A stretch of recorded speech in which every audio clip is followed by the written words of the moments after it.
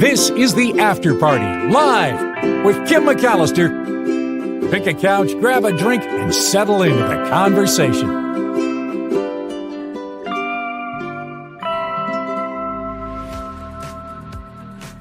The After Party Live finally makes it on the airwaves here on YouTube and podcast networks all over the place. Hi, everybody. Thank you for your patience. It's one of those days where you're only one person, but you have so much to do, you can't possibly cram it all in. Yeah, a little stressful over here, but thank you for being here to take a big collective sigh of relief.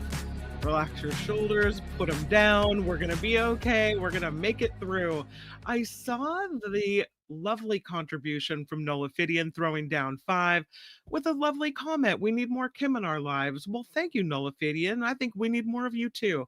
I really appreciate it. Really nice. And the show doesn't continue. These things can't happen without you. So all of the contributions, all of the ways that you guys participate in this show, this is what makes this wonderful community so a joy to my heart and what keeps this show rolling. So huge thank you to Nullifidian and to everyone who contributes to the After Party Live. As a matter of fact, do want to mention the folks that have contributed via PayPal as well. You can find the PayPal information in the show description, in the About tab as well here on YouTube. And I try to make mention of the most recent contributions to the show via the PayPal method of contributing. And Wes is throwing in $5. Thank you so much, Wes. I really appreciate it. A recurring payment. He's set it up to go monthly. John R., Janet R., Murphy H., James H. Huge thank you, you guys, for helping keep this show going. It is truly so appreciated. Well, we're starting late, and I do have some stories to talk about. But before we get to that, we have a couple of birthdays. Rhonda, happy birthday to you, my friend. And Deborah May, not sure if you're listening. We have 2 birthdays today. Super exciting. And you know what happens here on the After Party Live when we get a birthday? We got to play the video. Do I have the video? I hope I have the video. Here he is. Jacob with the birthday song. You requested a happy birthday song, so I'm gonna give you one. Happy birthday to you. Happy birthday to you. Happy birthday, happy birthday, happy birthday to you.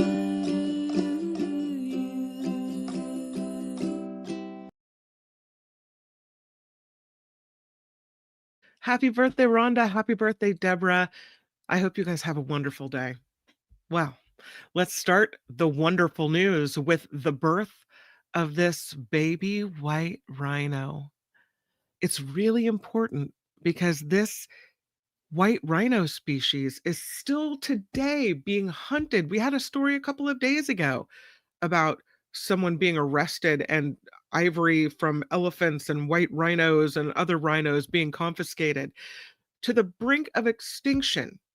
So when you have a birth of a white rhino, you celebrate. I saw recently there was a birth that was spotted of a white rhino in the wild, which is exciting. This one happened at a zoo in Spain, and they are celebrating the conservation efforts because this is a big deal. This is a male southern white rhino born in Spain and doing very well under the care of its mom. You can see right there. The rhinoceros, born November 4th, is bonding with his mother. The mother's name is Kwanzaa, and she's said to be recovering perfectly. The calf active and scampering around with the clumsy movements of a little baby. The zookeepers have a non-invasive monitoring protocol where they're trying not to encroach too much on this bonding pair so that they don't have a lot of human intervention as they get to know each other. They say the mother and baby are spending most of their time indoors. The keepers have allowed them some time in the large outdoor enclosure to promote the well-being and the growth of the calf.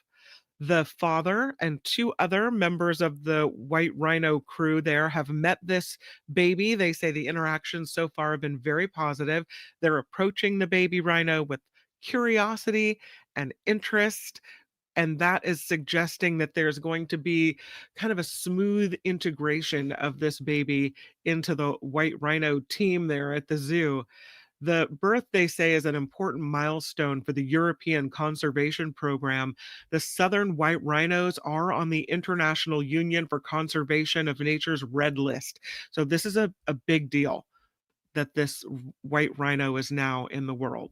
So welcome. So far, no name. This guy really gets around. He's a flamingo. I say he. I'm not sure if it's a he or a she. We'll call him a he. He is a flamingo that escaped from a British sanctuary. So they've been looking for this young flamingo that left Paradise Park in Cornwall, England. Oh, it's a female flamingo. She, my apologies. Her name is Frankie, and she flew over a wall even though her feathers were clipped, got out of the Paradise Park sanctuary, and apparently wanted a little vacay because Frankie was last seen in France. Yes. Just hanging out in France, as one does. There are two pictures taken on Sunday that show a young flamingo on a beach in Trèfle, Finistère in northern France. The bird in the pictures is believed to be Frankie. People from the sanctuary telling the BBC, we're pretty certain it's Frankie from the pictures we've seen. You can see the right wing has some feathers missing, which is where we could have cut her wings to keep her here. We're just waiting for more pictures to come through for better confirmation. They said, unfortunately, that bird flu regulations are going to complicate the process of capturing Frankie and bringing her back to the UK. So their hope is that Frankie will hook up with a colony of greater flamingos in France. They said the best scenario is that Frankie goes and finds them and lives out her life with them. So Frankie is solo mio, it would appear. There she is in France, living her best life. She just didn't want to be in the sanctuary anymore, okay? That's the way it is. Sometimes you just have to be free. This is the new one. There was uh, an alligator spotted in Boston, of all places, swimming in Boston's Charles River, and that is not supposed to happen. Authorities in Massachusetts are now looking for this small gator seen on camera in the Charles River by a couple walking along the riverfront in Boston. They took video over the weekend when they spotted this gator as they walked alongside the Charles River. They said the reptile wasn't moving, but it did retreat into the water when it was poked with a stick. The other alligator sightings have been reported in this area in recent days as well. The Massachusetts Division of Wildlife, Boston Animal Control, and the Massachusetts Environmental Police are attempting to find and capture this gator. They don't know what the origin is, how it got there specifically. These are not animals that are legal to keep as pets in the state of Massachusetts. The Mass Wildlife says the gator would not likely survive a chilly winter. So they have to find this creature to save its life.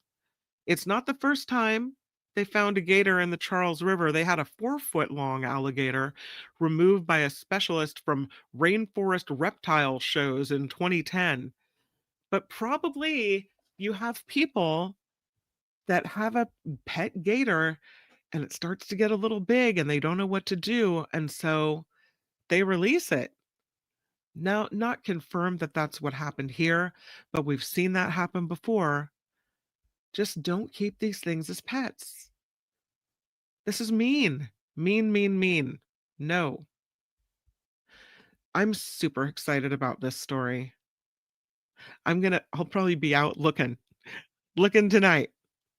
This is a picture of the Northern Lights as taken from, I want to say Iceland. Not sure where the picture was taken, but We have a possibility of seeing the northern lights in several states. This is because severe geomagnetic storms could make the northern lights visible across much of the United States. Again, we get another shot at this happening on Wednesday. Unfortunately, in addition to the northern lights, there's a possibility of disruption to infrastructure technology, but it does come with the possibility of the aurora borealis. The highest geomagnetic storm level is G5, which is considered extreme. And now we have NOAA, the National Oceanic and Atmospheric Administration, issuing a warning for a G4. So the definition of a G4 storm is severe geomagnetic storm. So severe instead of extreme. All right, we'll take it. The severe storm expected to impact Earth around midday today. They say the forecast is tough. They only have a moderate level of certainty on the timing of this. We have another G3. The definition of that is strong, expected to affect the Earth on Thursday. The possibility, though, exists that this evening we could see the aurora as far south as Alabama, Northern California. No joke. The best chance of seeing the northern lights started last night at 10 p.m. The possibility exists again tonight. Portland, Oregon, Cheyenne, Wyoming, New York City. These are the places that we could possibly see the lights. Oklahoma City, Raleigh, North Carolina. So we might not have internet or satellite TV, but we'll have some pretty lights in the sky. Maybe. Something else pretty you could have at your house. You remember Bob Ross? It's kind of calming. My family used to watch Bob Ross. My husband would gather with the kids in the bed and they'd watch Bob Ross on the iPad and they'd all drift off to sleep. He's was very soothing. He of course has passed away. But he did these PBS shows where he would teach you how to paint trees, happy little trees, and nature settings. And he carried a squirrel, an actual live squirrel in his pocket as he painted. Well, 3 Bob Ross paintings have been auctioned off, more than $600,000 raised to help public broadcasting because of funding cuts. We won't talk politics, but them's the facts. And so they've sold the Bob Ross paintings to help offset the costs. The pieces were featured in the show, The Joy of Painting, which Bob Ross hosted from 1983 until 1994, and then he died a year later. The 3 pieces were painted in 1990 and 93. Cliffside sold for $114,000. Home in the Valley went for $229,000, and Winter's Peace sold for $318,000. There are more Bob Ross paintings expected to be auctioned in January. The Ross signature appeared in the lower left corner of all 3 paintings. And the CEO of Bob Ross Incorporated says the auction ensures that Ross's legacy continues to support the very medium that brought his joy and creativity into American homes for decades. PBS, NPR stations are trying to find alternate sources of funding after all the cuts. So this is a lovely way to give for his legacy, his company, to give back. There are 30 paintings estimated to be auctioned off, estimated to total $850,000. They're going to announce the other auctions at a later date. Not all Bob Ross paintings, but pretty exciting. So yeah, so far $600,000 from 3 paintings. That's pretty good. There is and I'm up here in wine country, so this is pretty exciting to see. The oldest grapevine in the world, 416 years old. It is in Tibet. It is the oldest grapevine in the world, certified so by Guinness World Records, and it is in Zuoba village in Tibet. It was first discovered during a survey of ancient, notable trees and later analyzed by scientists from the Wood Science Research Lab at the University of China. They used ring analysis and physical measurements to figure out this vine's age, officially certified by Guinness World Records in September at the age of 416 years old. It is sitting at an altitude of almost 8,000 feet. It is 26 feet tall, this old grapevine, with a diameter of more than 2 feet. It is a monster. And now it is officially, at 416 years old, the oldest grapevine in the world. Here's another first. Look at all those bagpipers. They all got together and they played 374 bagpipers, an AC/DC song, and they were looking to break a world record as well. This happened in Australia. They played It's a Long Way to the Top, If You Want to Rock and Roll, by AC/DC, and they broke the world record in the process of doing this. The Great Melbourne Bagpipe Bash in Victoria collected 374 players all together to perform this song, just actually very close to where the music video for the original version was filmed in the 70s.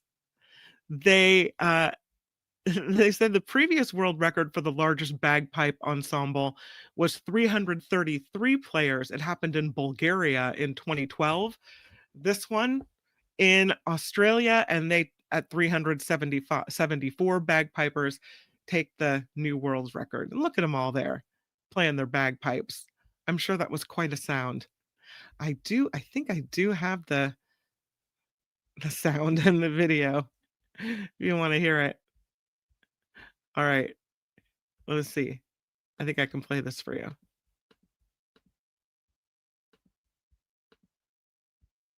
And I take the picture down. Okay, here it is.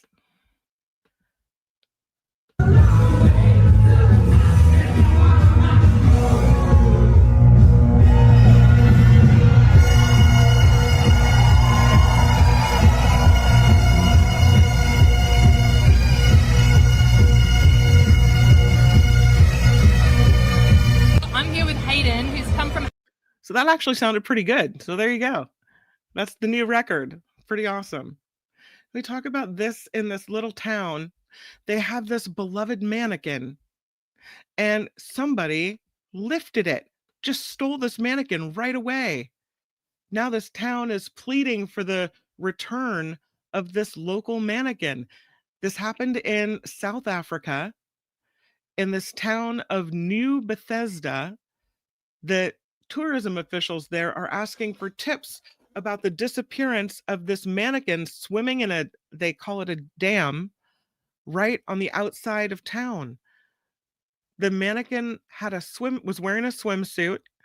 They called her Beverly, and Beverly vanished from her usual perch right in the water of a farm dam alongside the roadway.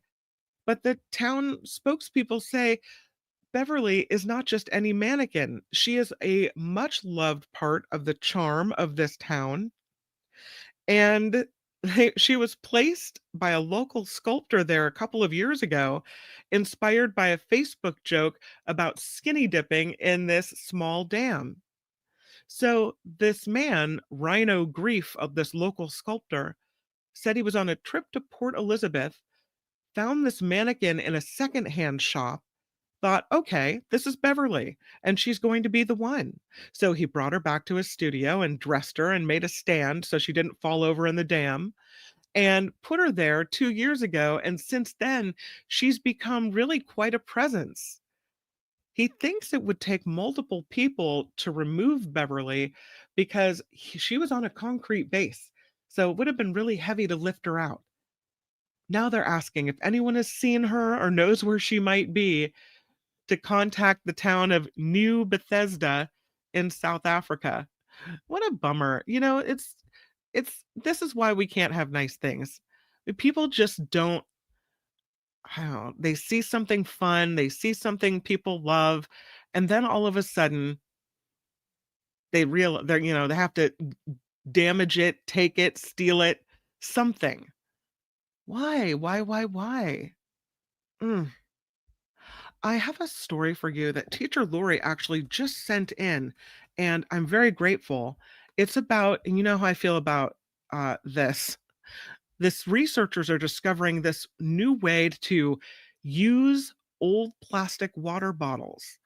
It's an innovation they say is making life easier and opening some new opportunities as well. So let's dig into this, but we can't do it without first throwing up a picture of water bottles so you can see what we're recycling and what we are what we're doing, right? The We know billions of single-use plastic bottles head to landfills, fly into the ocean on accident, but there's this new possibility of reusing them that could power your phone or your car or maybe even your house, because researchers now have a way to take these old, used, discarded water bottles and turn them into high performance energy storage devices. They call them supercapacitors. And all it takes is to use this common type of plastic, polyethylene terephthalate, better known as PET. The researchers have published a study in the journal Energy and Fuels, which is highlighted by the American Chemical Society. They say this discovery is a huge jump in sustainable tech innovation that could help curb pollution of plastic and also push forward the next generation of greener electronics. More than 500 billion single use plastic bottles are produced every year, and most of them end up as garbage and contribute to huge environmental challenges. So, this team found a way, they say, to upcycle it. They have created these supercapacitors that are essential for technologies demanding rapid bursts of power, like electric cars and solar energy systems, and also consumer electronics. So they worked on this project to convert these plastic bottles into the electrodes and separators needed for these power devices. So here's what they came up with. First, they heated shredded plastic bottles with calcium hydroxide at about 1300 degrees Fahrenheit. They did it in a vacuum, transforming the plastic into a porous, electrically conductive carbon powder. Then they used that to form the supercapacitor's electrodes. Then they fashioned thin, perforated separator films from melted plastic, allowing electricity to flow efficiently while maintaining safety and durability. They say when tested, this upcycled all plastic supercapacitor outperformed traditional designs made with glass fiber. And even after they used it repeatedly, it retained almost 80% of its energy capacity. It's fully recyclable, cheaper to produce. They say this is opening new opportunities for circular energy storage technologies.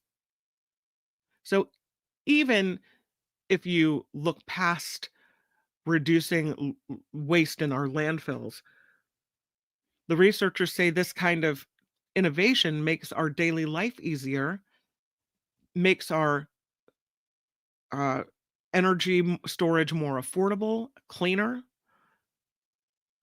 So, with further refinement of this process they've created, they think these PET plastic supercapacitors could reach commercial markets within 5 to 10 years. They say they're recyclable as well, but I worry what happens on the other end, right? You still have plastic being used for things that people get rid of eventually when your charger stops working or this or that. But it's nice to see people, scientists, using things that we've discarded instead of trying to, come up with uh, having to mine minerals and other things. We have the plastic, we might as well use it in a way that means that it's not floating around in the sea or, you know, shedding nanoparticles into the environment. They say sustainability doesn't have to mean sacrifice, that you can take simple steps to cut down on your plastic waste by exploring plastic alternatives as well. That's something near and dear to my heart. Huge thank you to teacher Lori for the story today. I really appreciate your contributions. You send so many great things, and it's so appreciated, honestly. Thank you to everyone who does that. Please find me at kim@theafterparty.live. If you have any ideas, you can always message me, and that includes waterfalls. And that brings me to Waterfall Wednesday, where we take a collective deep breath. Everything's going to be okay. Let's take a look at some of the most beautiful waterfalls in the United States. So this time we're not going to one locale, we're going to many locales. This is 20 of the most beautiful waterfalls in the United States. And I have to say, I absolutely agree with number one. We're going to the state of Hawaii. See if I can share my screen with you. Look at that waterfall. So, so pretty. This waterfall is in Hawaii, as a matter of fact, in Maui. It's Waimoku Falls in Haleakala National Park. It is, they say, more about the journey than the destination. It's a scenic 1.8-mile trail that leads you through towering bamboo forests, past a series of other waterfalls in a tropical rainforest before dropping you near the base of this 400-foot tall Waimoku waterfall cascade. You have to stay away from the water because there are safety concerns here. The trail is well maintained, not too difficult. There's some incline, but what a waterfall. Let's see if I can make this bigger even. You can zoom in. Look at that. Paradise. So pretty. And we've seen this next one before, so it's no surprise that this Big Sur waterfall makes it then to the top 20. Incredible the way this waterfall pours off the cliff into the sea, an 80-foot long plummet right into the Pacific Ocean. McWay Falls in Julia Pfeiffer Burns State Park, they say, is a must if you're in the Big Sur area. You can take a quick pit stop off of Highway 1, a little short, easy hike to the falls. There's also longer lined hiking trails. And this is definitely one of the most beautiful waterfalls in America. This one is pretty spectacular as well, and I love a waterfall that you can really get behind. And check out this one in Oregon. This is Silver Falls State Park in Sublimity, Oregon. The 7-mile-long trail of 10 falls takes you past 10 amazing waterfalls in a row. But the most famous may be South Falls. It is a tall cascade, and because of the way it's positioned, you can walk directly behind the waterfall for a look at the other side of it. It's a day trip from Portland, Silver Falls. And again, this waterfall, South Falls. I love being able to walk right behind. This next one is Tahquamenon Falls, located in Paradise, Michigan. Here it is. Look at the changing of the colors. How beautiful is that? The famous waterfalls are split into two equally stunning halves. Upper Falls gives you a view of rust-colored cascades and the tannins leached from cedar trees upstream. The Lower Falls is a group of 5 cascades tumbling around a freshwater island. Both waterfalls located in Tahquamenon's Fall State Park. They have hiking trails there, camping, winter sports as well. We're going back to Hawaii, this time Lihue, Hawaii, Wailua Falls. You can see this from a main road. Look at that. You can see it's surrounded by greenery and beauty. Wailua Falls, steps from a main road. This waterfall appeared in Fantasy Island. It's in promotional materials for the island of Kauai. These are some of the most amazing waterfalls on the island of Kauai. You can make a day of it. You could take a Hawaii movie tour, and I think this is part of it. You can see it from a sightseeing helicopter, or you can just check it out as you pull to the side of a roadway, and there it is right there. This is beautiful. It's called Cumberland Falls, and it's in Corbin, Kentucky. Look at that. You can almost hear the roar of the waterfall as you look at this. It's called the Niagara of the South.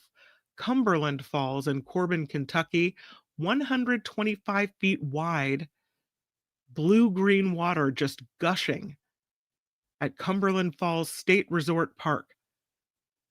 You can see them very easily from viewing platforms right off the highway, or you can go for a little hike. So pretty. They say that sometimes on a night when there's a full moon, you get the chance to see a moonbow. It's a rainbow caused from the strength of the light reflecting off the falls and the full moon. We know this one. This is beautiful. Well, we know the next two. I think we've been here before. Akaka Falls in Hilo, Hawaii. Karen gets to see that all the time. How beautiful is that? In honor of Rhonda's birthday. Gorgeous. I've been here. It's a half-mile hike down a paved trail, really not that strenuous at all, to see Akaka Falls and Kahuna Falls emerge from the lush landscape of Hawaii. As you walk down the path, there are wild orchids blooming and banana trees. So, so pretty.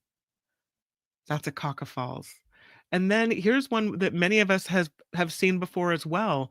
If you've been to Yosemite, you likely have seen this, Bridal Veil Falls. One of the most iconic views in Yosemite National Park.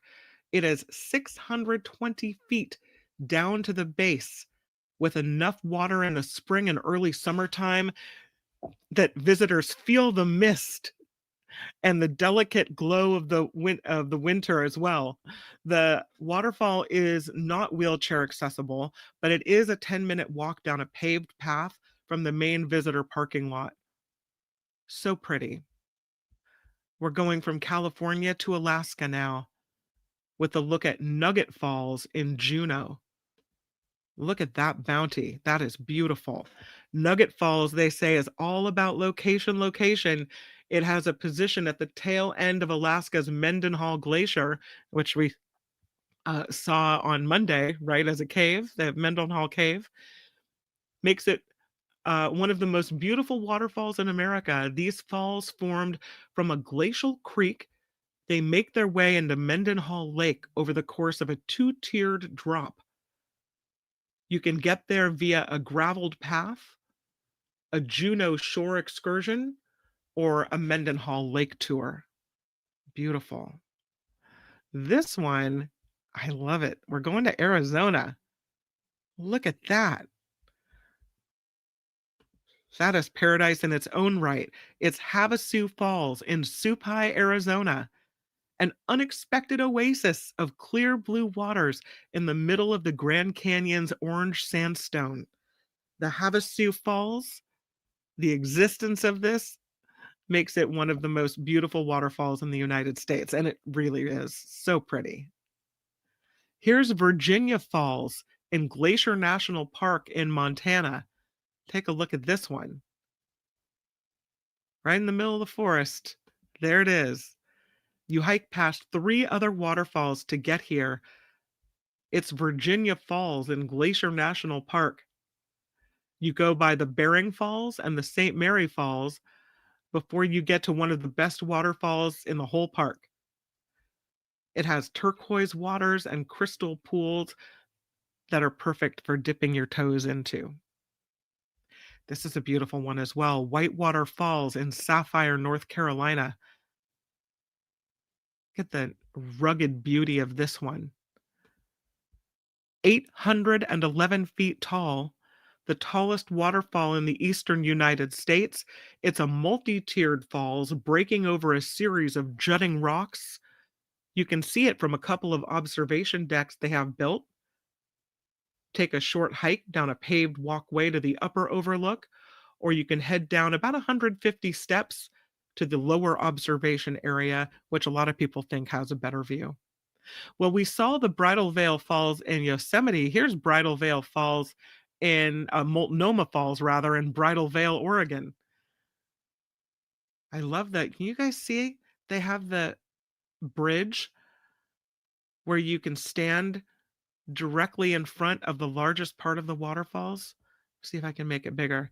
Look at those people on that bridge down there. How cool is that? And look at the changing colors. Just incredible. This is a 20th century stone bridge strung between 2 cliffs, giving you the best view of Multnomah Falls. It is one of the famous waterfalls in Oregon, so you can stand on the bridge to admire the views of this 542-foot tall upper tier, 69-foot tall lower tier. It's the sheer size of this waterfall put into perspective by the size of the bridge. You can do it as a day trip from Portland. Go see Multnomah Falls. Here's another one. It's called Bushkill Falls in Bushkill, Pennsylvania.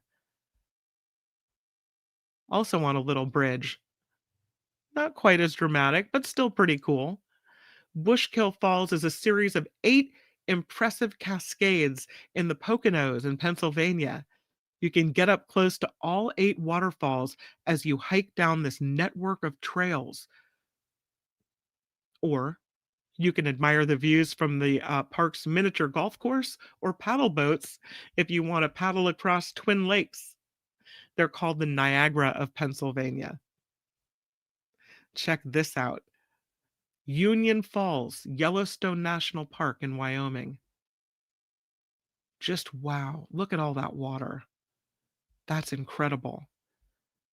They say Union Falls is a little known gem of Yellowstone National Park, and it might feel like a treasure hunt to get here. It's an 8-mile hike each way through rugged terrain, but the reward is one of the most beautiful waterfalls in America.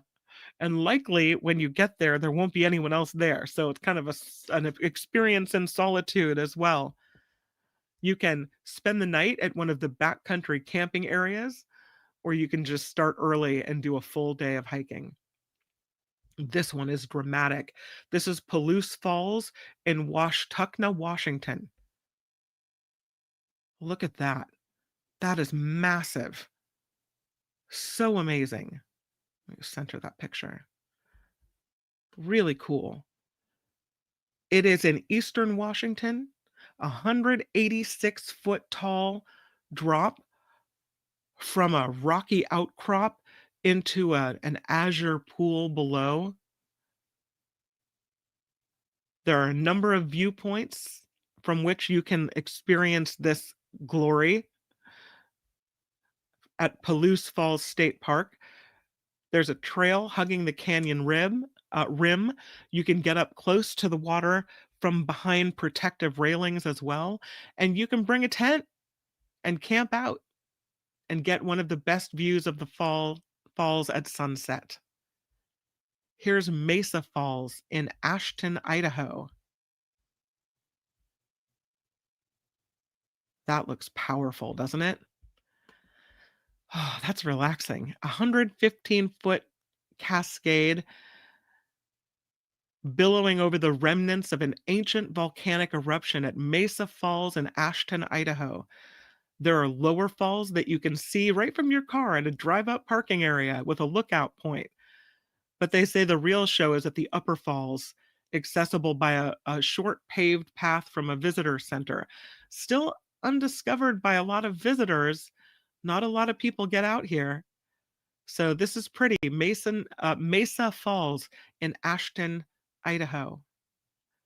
Here's Calf Creek Falls in Escalante, Utah. We go from kind of a rugged, forested landscape to this. I have a different color of rocks. It's almost pinkish orange. Beautiful. Great way to escape the desert heat, they say. It's located in Utah's Grand Staircase Escalante National Monument. They've got an upper and lower portion of the falls. Lower is by far the favorite, with a relatively flat 6-mile out and back hike. There is a taller cascade and more scenic views along the way, and you can swim here as well. It's called Calf Creek Falls. The next one is Snoqualmie Falls in Snoqualmie, Washington. Check that out. Talk about power. This is an easy one to see because there's a viewing platform about 200 feet from the parking lot. Snoqualmie Falls is just off the busy I-90 interstate, and they've become pretty famous. You can see them on TV shows like Twin Peaks, and they're a favorite day trip for people from Seattle. Snoqualmie Falls has sightseeing tours. You can also visit a winery while you're in this area. So beautiful. And that, my friends, is Waterfall Wednesday. I hope you enjoyed it. I hope you picked a favorite. It's hard for me to pick a favorite today because I really like them all. They're so pretty. And I hope it helped you take a collective, refreshing, cleansing breath checking out the waterfalls. I do want to thank Rhonda, who on her own birthday gives the After Party Live a gift, a 20. Happy birthday to Zero. Oh, is Zero Sum's birthday too? Zero Sum and Rhonda. 10 for each of us. For you and all you do. Rhonda, thank you. Happy birthday, dear Rhonda, with your beautiful picture and your flower in your hair. Happy birthday, Zero Sum. Thank you guys for always being here and always being supportive and being such an important part of this community. I hope you have wonderful birthdays. Wes throwing in a 5. Extra gift today, says Wes. He contributed via PayPal and here at the YouTube Super Chats. Extra gift today if they match the paintings to an episode of Bob making them live, probably. I wonder if they would be worth more. Oh, if they match the paintings to an episode. I bet they have. Because they say the paintings, the Bob Ross paintings you mentioned, were painted during the show. So I bet it's not hard, although many of the paintings look similar, I bet it's not hard to figure out exactly which ones were painted on which episodes. So you could trace their provenance, Wes, and track it all down. Very cool. I like Bob Ross. Nullifidian, thank you as well for the earlier 5 and the lovely message. And what a great day. A great birthday day for Rhonda and Zero Sum. We have come to the end of this After Party Live, and I thank you for being here. I will see you tomorrow, 11 a.m. on the Mark Thompson Show featuring Mo Kelly. David Katz will be in. We'll talk a lot about law tomorrow on the show. It's going to be a really good show. So I look forward to seeing you there. But until we meet again, have a great rest of your day. Bye, everybody. The After Party Live would like to thank the following contributors and viewers like you.